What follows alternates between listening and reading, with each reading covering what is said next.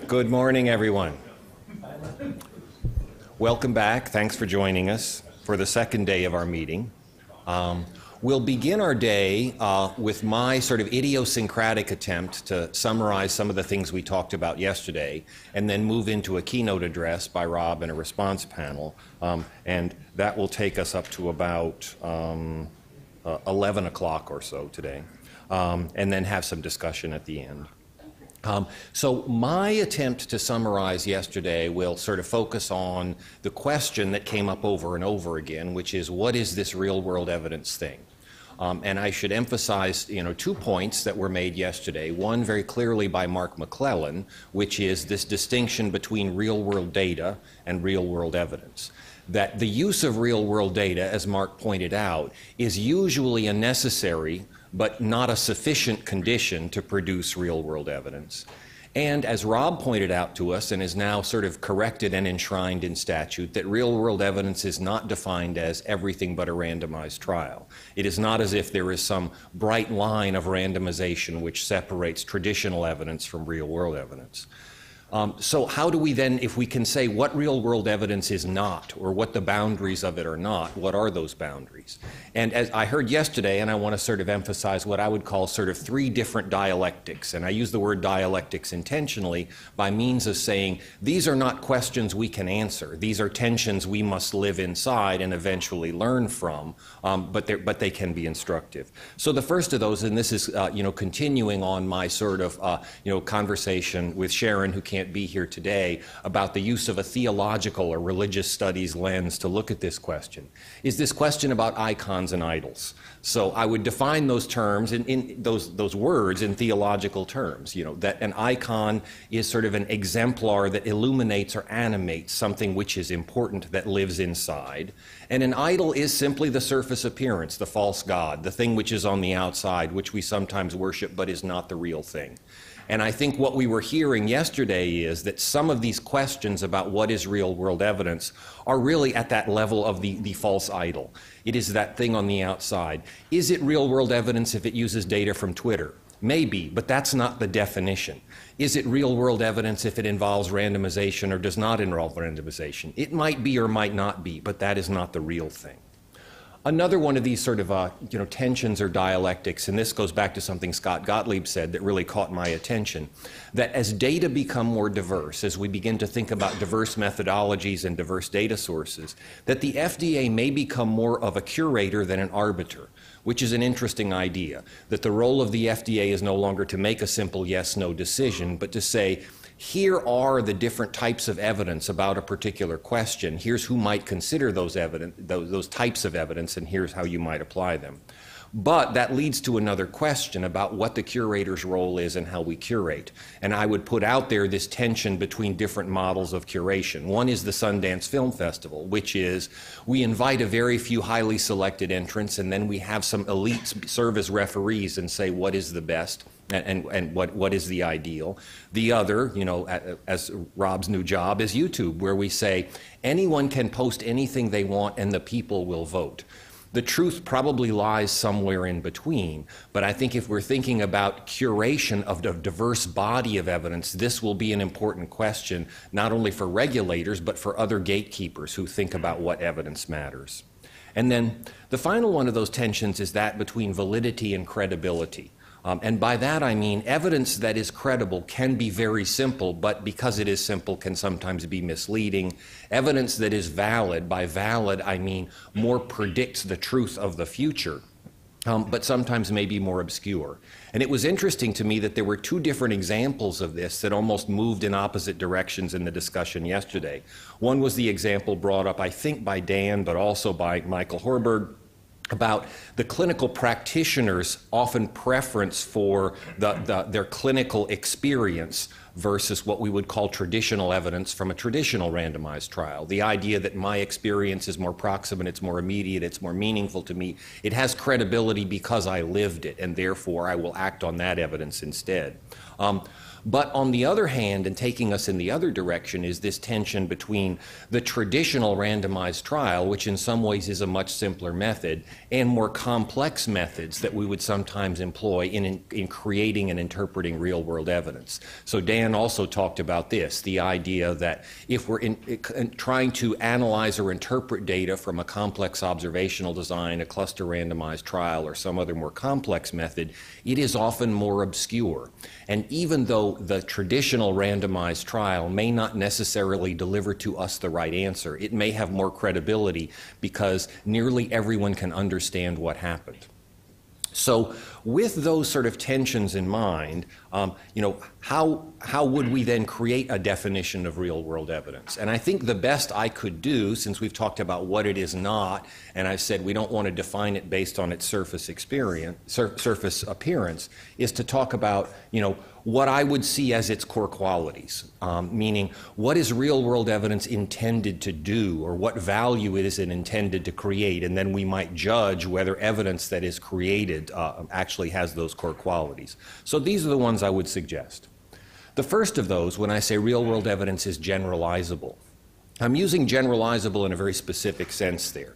Not generalizable necessarily meaning that the people in this trial resemble people who I think are people from the real world, or the providers in this trial resemble providers. By generalizable, I'm really talking more about prediction, and that what I mean by that is the evidence, the answers which are generated in this study, whatever kind of study it is, actually do generalize to or predict what will happen if they are implemented. The answer I get here, if I act on that answer, will actually produce the future that this study has predicted. The challenge here is that prediction is context specific, that it is not discovering some immutable truth that is true everywhere and for all time. It is saying the answer I get here in the future that I expect to happen will come true. The good news and the bad news is that we think of real-world evidence as predicting a future rather than discerning some inner truth, is that we can actually be held accountable for those predictions. So that means were I to use real-world evidence to generate an answer and to say, if we were to manage diabetes using option A rather than option B, that will reduce long-term cardiovascular mortality, I could then be held accountable to say when option A is implemented, has long-term cardiovascular mortality actually been decreased? The answer is not immediately available, but there is at least a true answer which comes from the future. Real-world evidence, I would say, is relevant, and by that I mean it begins with stakeholder priorities. It begins with identifying decision makers who have an information need, who want to know something in order to make a choice. And ideally, real-world evidence directly addresses that decisional need. We heard the term from Mark, and a term that more and more people are using about evidence being fit for purpose. The term fit for purpose does presume different purposes. The different decision makers have different information needs, so that when we think about evidence, we need to fit the evidence to the question, and the question does not come from some question about the underlying mechanism or some inner truth. The question comes from a decision that someone needs to make. Real-world evidence is adaptable, and by that I mean any process to generate real-world evidence and any process for evaluating and integrating real-world evidence must embrace and eventually attempt to understand a lot of heterogeneity. Heterogeneity of different kinds of people or patients, of providers, of health systems. That means the answers are not necessarily expected to apply everywhere and for all time. There is a challenge there because how does one regulate with that? A regulatory decision often is based on some fundamental truth, that this treatment has been judged to be safe and effective for a particular indication, when with real-world evidence, the answer is more often complicated and it depends. Come back to that when we talk especially about questions about value and how real-world evidence relates to the value of treatments. And then finally, real-world evidence is efficient. And what I mean by efficient is we can produce it more quickly and more cheaply. That is essential not just because our evidence-generating process has become so expensive, but because evidence must be fit for purpose, and evidence as context-specific. It means we cannot become too overly attached to one piece of evidence that has been created because we may have to throw it away pretty soon. Now, that sort of forced economy can be a good thing if it forces us to truly focus on the specific question and to be as economical as possible about defining that question. The story that this always reminds me of, I don't know if any of you ever played the game Pictionary. You know, it's that game where you compete and one person gets a word and they have to draw the little picture and their partner has to guess.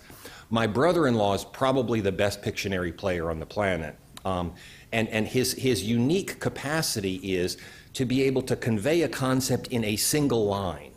He always wins. We don't even play the game anymore in our family because it's just like it's over as soon as it starts.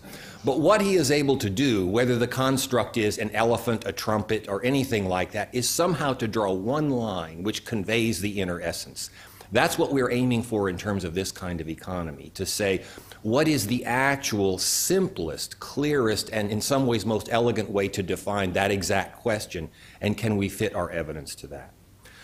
So that's my sort of summary of what I'd say are the essential qualities. I'm not sure that passes for a definition, but I think we really do want to focus on the core qualities of real-world evidence rather than just the surface. The surface is the means to an end, but it is not the end. So having said that, I just want to talk about a few sort of challenges or questions that I heard come up in the discussion yesterday. The first of those is what I would say is, is value generalizable? In our first panel, we heard from the two Michaels, Michael Horberg and Michael Sherman, about healthcare decision makers being faced with new treatments and having to make decisions about their value in the healthcare system. Now, value can come from various sources. The value of a new treatment can come from the improvements that it produces in functioning and quality of life. It can come from decreased need for other health services. Value is, of course, defined in relation to alternatives. So what we cannot say is treatment A is cost effective. It would say treatment A is cost effective compared to what in what context. And only maybe the first of those two things, how does a treatment affect functioning and quality of life, is somehow inherent or innate or durable or something we would expect to be consistent across context. So this is a challenge. Questions about value are really central to some of our concerns about real-world evidence, but questions about value must be fit to purpose, and this will be a challenge, especially in terms of regulatory decisions, because how could a regulatory decision be so conditional on the context? The next one, and I think it was Joanne who originally brought this point up, if we're going to rely on observational designs, how can we elevate or increase the rigor of observational designs? And the answer I heard from other people during the day was transparency, transparency, transparency. I think maybe it was Dan who made the point that the registration a priori of study designs and analytic methods and definitions of outcomes and specifications of predictors is probably even more important for observational designs than it is for randomized trials, even though it's not typically required. This is my point, that secret specifications in math simply can't be trusted. That if someone says, I can't show you my methods because I own those, then I think those who would want to interpret real-world evidence should probably stop listening. As I say, if it's not on GitHub, it didn't happen. Then the question about transparency also leads to questions about replication, and we talked about this a little yesterday. I think when we talk about observational designs, we're often talking about replication in two different directions. By that I mean, can we use the same data and apply different methods and get a consistent answer? Or can we use the same methods on different data and get a different answer? And this was the question that I was asking Rich Platt yesterday about Sentinel as a platform for having these sort of dueling methods on the same data or the same methods on different sources of data. Next question, how do we accommodate the diverse evidence needs? This came up in our first panel when we heard from the two Michaels about health system needs. We then heard from Sharon about a patient or consumer perspective. And I remember it was Andy after the panel when we were having a little sidebar discussion said, how do we bring those things together? The questions, the information needs of these different stakeholders are very, very different. And I think the answer is they are. And if the question is, how can we simultaneously address this wide range of information needs of different decision makers, the answer probably is we shouldn't. And too often we would design a study to try to do all of those things and not do all of them well enough. And that's, my silly reference to why amphibious cars are not a thing. They're not that good on the road or in the water either, but they're very expensive. So instead of, and I live more in the NIH research world, instead of saying This is a great study because it has 4 aims and it'll do all of them moderately well. Maybe it's time to return to, we're answering one question here because this is the optimal design for that one simple question. And then the question that came up on several occasions, this sort of pre-approval, post-approval boundary. I think what we heard is we already have worked examples of research that crosses that boundary. We heard about the Salford studies. These studies began in what we would traditionally call phase 3 and moved into the post-approval phase. I want to thank John Doyle for showing us sort of the ways in which observational data can be blended with more traditional data from a randomized trial context. And also want to thank John, that slide I should have borrowed from him where he used these different terms in terms of describing these different ways of combining data. And they were all nice because they were framed in a positive direction. He referred to them as enrichment and augmentation, not contamination. Not the idea that if we were to bring real world data in combined with randomized trial concept, somehow the whole thing would become dirty and useless. So the question is, how could we do more of that? And this was another one of these sidebar discussions, having this about what I mean by the driving license analogy. If we think of licensure as of a product like licensure of a 16-year-old, what we would say is you have passed your driving test and it is legal for you to go on the highway. That does not necessarily mean I would want to get in the car with you. And these days, we actually have more and more real-world evidence about people's driving capability. If they're an Uber driver, they have a star rating, but if you get your car insurance from one of those companies that puts the little gizmo into your car and reports on your driving behavior, and that affects your insurance rate. Now, interestingly, where that analogy led me was, I would probably prefer to live in a world where there were no more driving tests. I would probably prefer to live in a world where everyone's driving was continuously observed. Now, I can say that because everybody in my family says I drive like a grandmother. But the idea that if we said, this idea of a one-time driving test where you show up at the Department of Motor Vehicles and in a very artificial situation, motor around and then go to your moment of truth, which is your parallel parking. And if you're able to do that, that means you are a qualified driver from now on unless something desperate happens. Instead, if we were to say, let's put one of those little gizmos in your car and you can drive around and we'll tell you when you're ready. Some of you will be ready in a month, some of you will be ready in 35 years, some of you will never get there. So it's interesting to think about as we're continuously monitoring how things happen in the real world, how that would change that licensure boundary.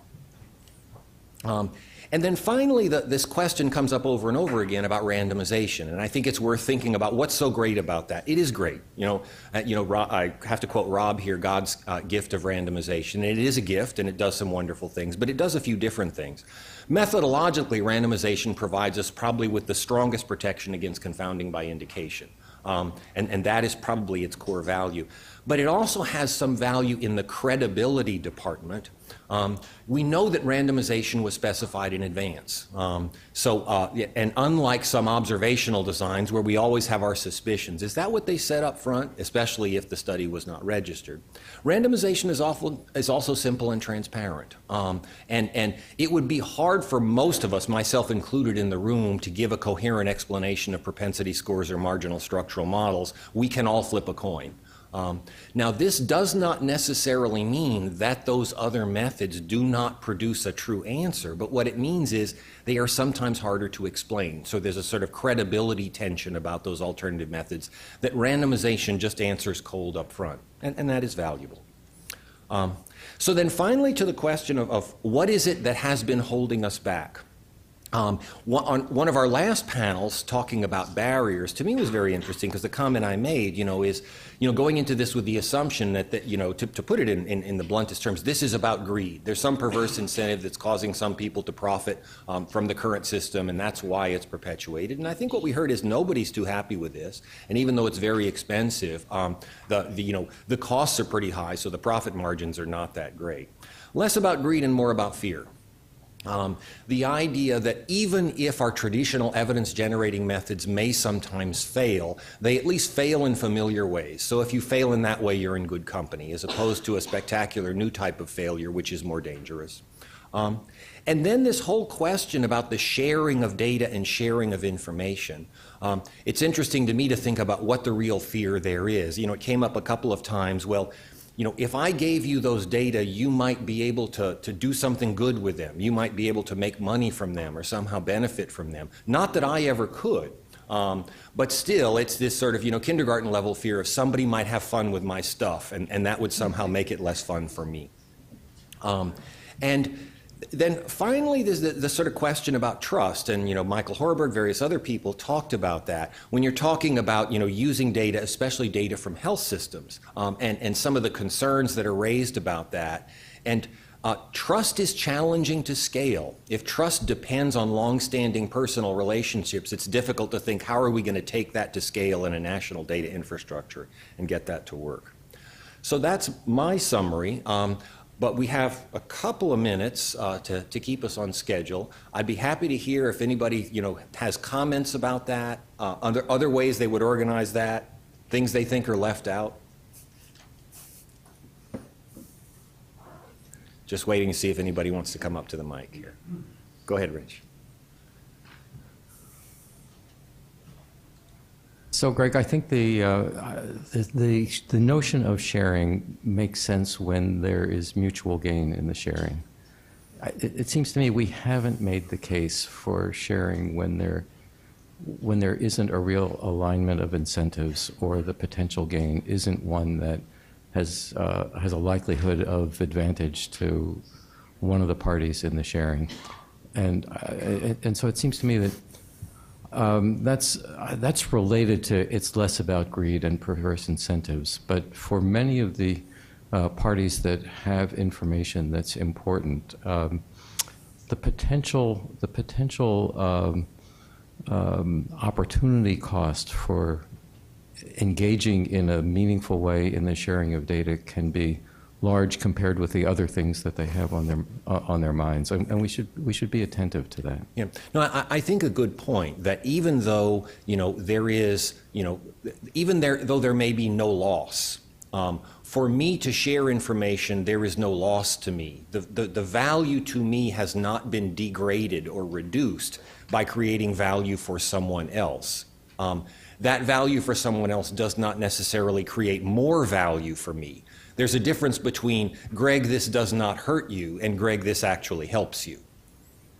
Right, and just to put it in a little bit of context, at least from the Sentinel perspective, the organizations that make Sentinel successful by their voluntary participation are organizations that have annual budgets in the many billions of dollars a year. And Sentinel, at best, is paying them a small number of millions. And so it can't be a big distraction to them. They participate, I think, because they see it as an important public health service. But we see that there are limits to the amount that our Sentinel partners in those organizations can draw on senior management's interest, willingness to pay attention to the things that Sentinel needs of them. And the question, I think, came up a few times yesterday: what is the business model that supports sharing?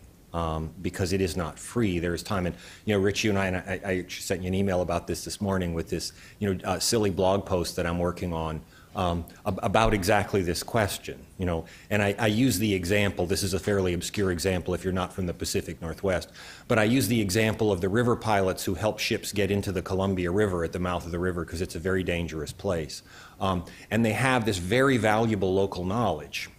And they are well paid, actually. Columbia Bar River pilots make just about the NIH salary cap, for those of you who are interested. So, so it's a good living, and they are worth it. But what's very clear is Columbia River Bar pilots are basically being paid for their time to do highly valuable work because they know stuff, but they don't own the river. And there's no presumption that the river belongs to them. Because, as I said, you know, as my joke is, that would make them river pirates rather than river pilots. Right. So if I can have another 30 seconds, I'll just say that I was the site PI for my health plan's participation in the Vaccine Safety Data Link, and which is a terrific program. I'd say one of the worst days in my career was the day that I had to go to the health plan's CEO and say, we've just been subpoenaed to hand over essentially all the data that this health plan has by a citizen who wants to prove that the analyses we did were wrong. And at the end of the day, that subpoena was quashed. But